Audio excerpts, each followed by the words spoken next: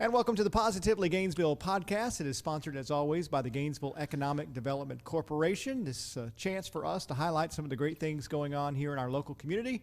And one of those, of course, when you think of the arts, you think of the Butterfield Stage Players. And we are very happy to have two very important people with Butterfield joining us here today. Why did that get laughter in the room? I'm not sure. We have Alfred Wesser. He is the Vice President of Marketing, and Sandy Geyer, the Vice President of Production. And thank you to both of you for joining us today. And Sandy, I'm going to start with you because you know a little bit about the history of Butterfield, and I think it's something worth talking about as we begin here, because Butterfield has a very, very rich history, rich tradition here in our community, doesn't it? It does. It was started in '79. That's the last century, by a couple of citizens who were interested in getting that started, one of them mainly being Roger Boyce. And he thought, well, why wait around? Let's do something. And so they got together a charter and developed the paperwork stuff to make it happen. And then that next spring, they put on a show, which the first show was Plaza Suite. And it was hugely successful. It was very welcomed into the community. Everybody loved it. I actually saw that one when I was a little kid.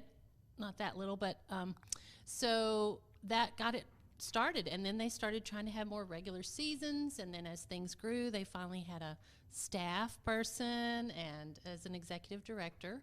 And then things just progressed from there to where we are now. We just try to keep growing and improving ourselves every year. So from the beginning, were there patrons of the Butterfield Stage Players? Were there benefactors and things like that? Yes. Or did you just pay for your ticket and go to the show? It was some of both.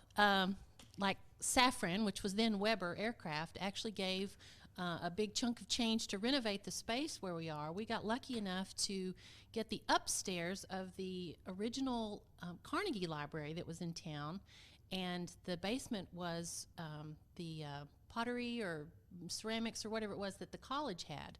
And so it was city usage building, and we got to use the upstairs, and they kept the downstairs. And then after they had built the new facilities out at the college campus, we got the basement as well, and there was like a layer of ceramic dust, probably about an inch thick on the floor down there. But since then, we've grown from that and keep doing renovations and upgrading and just always trying to be on the up. Well, and the building itself has a very rich history, and I'm not sure how much of it you know, but when do you know when that building was built? I think in 1914 or somewhere thereabouts, and it was Lillian Gunter who founded the library in Cook County, and she got the money from Carnegie. It was, he was a steel magnate, and he gave money to build libraries all over the United States. And so that's how that came about. And of course, it was in the 60s, the other county library was built, and so it's got a rich history with Gainesville. My parents went there when they were in school still for the library. So it's interesting. And Lillian is our resident ghost. Oh, so somewhere in the basement or the back of the theater, she just makes an makes appearance? herself known occasionally. Usually it's lighting, sometimes sounds. One time it was a dead squirrel. Whatever it takes to let you know that she's there. Is that right? Well, so since that time that it was first begun, has the Butterfield Stage continuously been in operation? Yes. Been putting on shows since then? Yes, we've never stopped since then. We just keep growing and adding and improving, and it's great. I mean, our patrons are wonderful. Our volunteers, we love having new volunteers for all aspects of the theater, whether it's building sets or making costumes, or serving on the board, or acting in a show. Most people just kind of think about the acting because that's the thing that's most notable in the community. But there's a lot of work that goes into putting on a show that has to happen before we ever open the doors to the public. So you mentioned you remember the first show, or remember going to an early show. What was the first production that you were in? Oh, gosh. The first production I was in was... what's that one? The Miracle Worker. And I played Annie Sullivan, and I was a junior in high school. Yeah, junior in high school. And then I did another show the next year.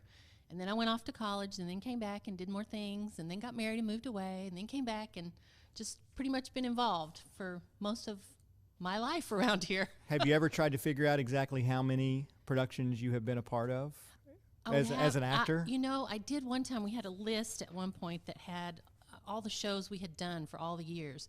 And at first I counted, well, how many did I act in? And then I looked at, well, how many did I not act in, but I was either building sets or making costumes or doing some aspect of something for it. And I lost count a long time ago. It would probably be easy to do. And do you remember, I sort of remember being in a melodrama with you, a Depot Day melodrama. Do you remember that?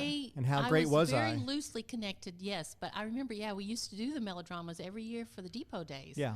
And, I think I was doing some costumes for that. Maybe so. I don't remember. But I just remember around. you being around for sure, Yeah. which pretty much any production at Butterfield, I think we could probably say the same thing about her being around.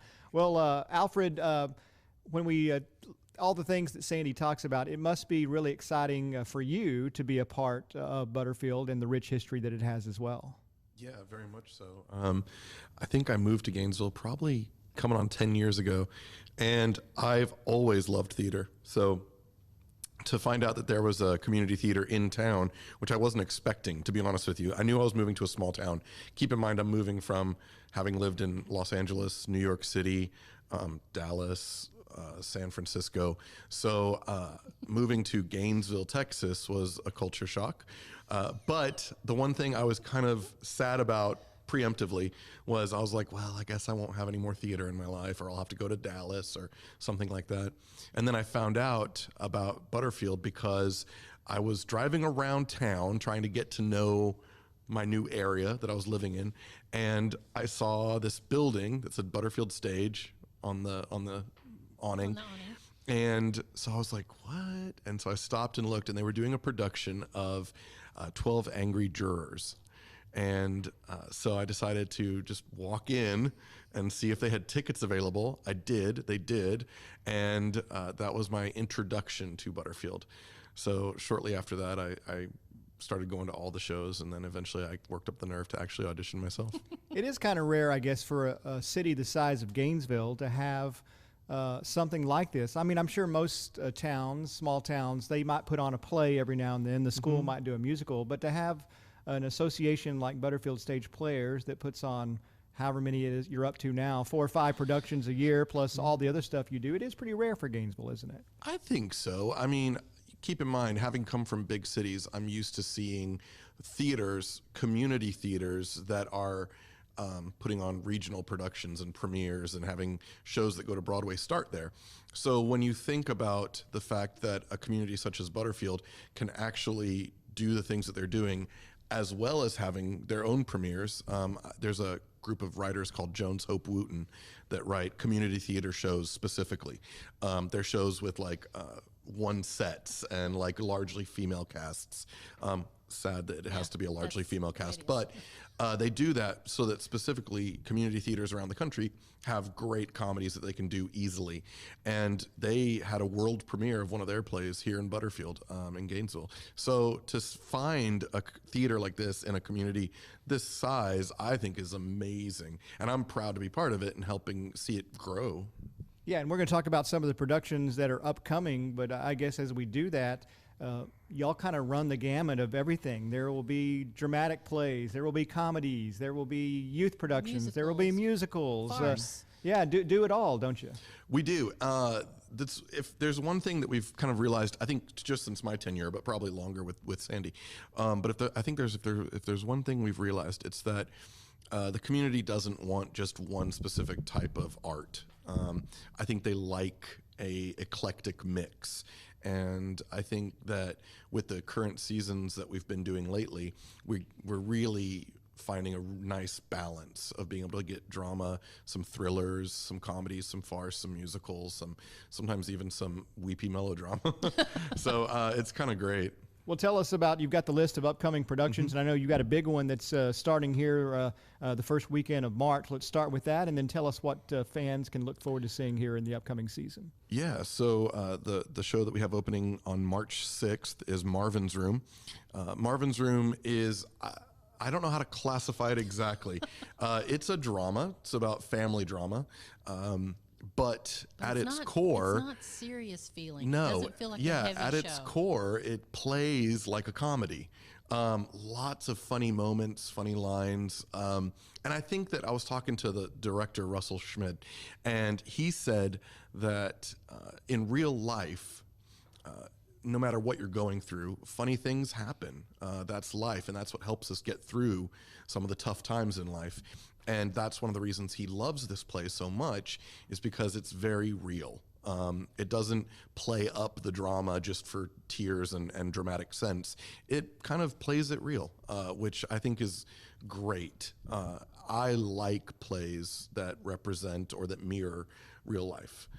And those are great choices for community theater, too, because it's not such a stretch for the amateur actors to try to portray real life. Yeah. Also, when it is a play that's set in a modern time, such as this one, it's easier to costume, easier to do the set. So when you have a show like this, not only is it relatable on many levels, but it's also just easy to produce. Okay. No, so after you get through with Marvin's Room, what are some of the other things that folks can look forward to seeing? Coming up in the third week of March, March 15th, the week of March 15th, we have auditions for Cabaret, which is going to be our summer musical. That's going to be Sunday, Monday, March 15th and March 16th, Thursday, March 18th, and then dance callbacks are going to be Thursday, March 19th. And we're super excited about that because we have an amazing team put together already. We did Sweet Charity 2 years ago, which was a very dance-heavy musical. And when I first suggested it with Sandy, I was like, it's a lot of dance. I don't know. But it's amazing what our choreographer was able to get out of our local talent. And to see what they were able to accomplish is what honestly awesome. gave me the strength to be able to say, let's try Cabaret, because it is also a dance-heavy show that I think, now that I've seen them do Sweet Charity, I have no doubt whatsoever that we'll be able to find a great cast. Well, I guess I'm probably not going to go audition since I can't sing or can't dance. So I guess those are two very important things in a musical. We always need men, though, Darren. Do you? So And it would we be a also welcomed addition. Also we always need volunteers to help backstage, set building, painting, helping in the box office, costuming, props, lights, tech, sound. So any skill set of anyone is. And they don't even have to have experience. We're happy to teach somebody how to run the light board. Or, I mean, if you can work a computer or a smartphone, you can work the sound and lights. So it's not that difficult. Yeah, so we encourage everyone to come up because it doesn't have to be, I'm scared to get up on stage. We've got something for everyone if you just want to be involved in the arts. So I was just thinking here, what is the theater itself? What is the seating for a typical show? How many are you able to get into the theater each night to see these shows? Pretty sure that our theater seats 110. Yes. Yeah, so we have 110 seats. We actually, aren't they from somewhere? Aren't they historical? They are from the courthouse. When they did their renovation, that we got some from out of one of the courtrooms, and then we added padding because they were, hardwood. Wooden, yeah. A little tough to sit in for 2 hours for a show. Yeah. But we have 110 seats. We have handicap accessible seating, and we also have a smaller theater. So no matter if you're sitting in the front or all the way in the back, it's a good seat, which is what I love about the theater. Yeah, absolutely. You mentioned two of the shows. We talked a little bit about that there's youth theater, which is year-round, but really heavy in the summer. I know they do a camp, but how important is that? That's kind of a new thing. I mean, they've had it for years, but now you actually have a bigger program than I think they've had in the past for the youth of Cook County. Yeah, absolutely. It's been growing exponentially, it seems. Yeah, we did have it for a while, and then things happened where we had to shut that down for a bit, and then we started up again, and now it's just been on an upward climb for that, too, to grow the programming. And like you said, it's year-round now with classes and productions and summer camp. They're starting to do bigger productions. Shannon, the youth theater director, she's started having them do musicals. I think it's great because I love watching kids who are talented do anything, sports, theater, arts, anything. But the reason it's really great for Butterfield is because it's us helping ourselves cultivate our own people for future productions. We've actually started incorporating plays that have a couple youth characters in them in our main stage shows so that we can also help these kids get on the main stage and kind of keep that bug, that little germ of excitement alive, if you will. Yeah, I bet you get them hooked with their first show, and try. then they come back, because I see a lot of these productions, and we've talked to a lot of the kids on the radio, that they want to be in every one. They try out for every one, and even if it's a small part in one and a bigger part in the other, just the thrill of maybe being around a group of people. And for some, this is their outlet, right? And not everyone is a great basketball player, but a lot of people are great. Whether it be singers or actors or whatever, there's so many talented kids in our community. I'm amazed. We with our youth productions, I'm surprised sometimes that there's just not more people banging down the doors to come in, aside from family and friends, because these kids are so good, and the shows are so wonderful that. I have legitimately been blown away by what they do. The past couple of shows, put it up against anything, like even out of Dallas or, a metropolitan area youth theater program that these kids would knock it out of the park. Well, it's always exciting. You mentioned 2 of the shows. Are there any others that we want to give us a hint of what might be coming up later on, or anything after Cabaret? Well, this summer after Cabaret will be one of our youth shows, Mary Poppins Jr., and that'll be opening July 31st and playing through the first couple weekends of August, it looks like. August 1st, 2nd, 7th, 8th, and 9th. Well, don't forget about Fish Fest. And then we have Fish Fest on May 7th. And Fish Fest is actually where we announce our upcoming season. Okay. So, which we have already picked. Dun, dun, dun. We're not going to get, we got to wait till the fish. Okay. So get your tickets to Fish Fest now. Tickets on sale at butterfieldstage.org. Okay. Yeah, and let's go over that again. Anything you can find about Butterfield is on our website. It's a great website that's got anything and everything pretty much you'd want to know about Butterfield. Yeah, we have the history on there. We have all of our shows. We sell our tickets all year long, so you can buy your tickets now for any production that is upcoming. We also have pictures from dozens of past productions taken by our official photographer, Tony Avila. Shout out to Tony. He's the best. He does a great job. So yeah, it's an amazing website. I think that you should have a show where you have a photographer in the cast, and he could play himself and take pictures on the stage. That'd be amazing. Can you do that? Get Tony up on stage. Yeah, absolutely. We could put him in our non-musical show. That's right. We've got an idea for a script we want to write. Oh, do you? Okay. I thought you were saying that you've heard Tony sing, and he needs to be in the non-musical show or something. I'm not sure. Tony, we love you. We're not casting any aspersions. We appreciate all you do.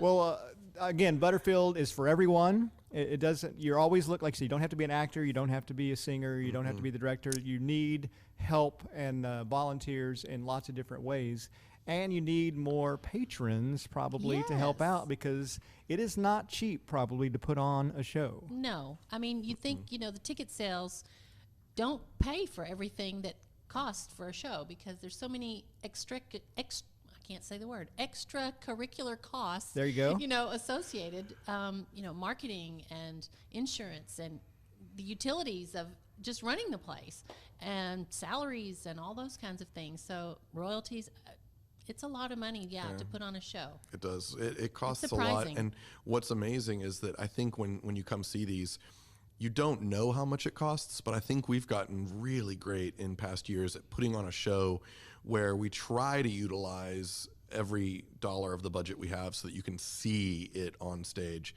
And I think that we've done an amazing job of doing that recently. We've got some great people who are building some amazing sets and doing some amazing things with lights. So for sure, it's amazing where it's going. Yeah, it is amazing that you can do so much in a little bitty stage space. When you think people about some of the productions y'all put on, I'm like, how do they change this set to that set? Or how does it become this and this? Yeah, and did you see Noises Off? I did not, but I've heard about it. They built a revolving set because you had to see, it was a show within a show that these actors are putting on a show. And so you have to see backstage, and then you turn it and you see the front of the stage, but stuff is still going on backstage that you can see through windows and doors. And wow, it was hilarious. Absolutely, probably one of the most incredible sets I've ever seen. Sheldon Ledbetter and Charlene Ledbetter were the director and technical director for that show, and it's amazing what they come up with. Yeah, it's absolutely. We're so lucky to have them involved.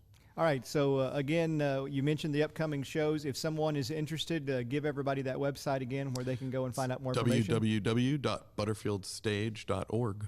All right, Sandy, any last things that you want to impart to us about Butterfield before we sign off today? Gosh, I think we've covered just about everything.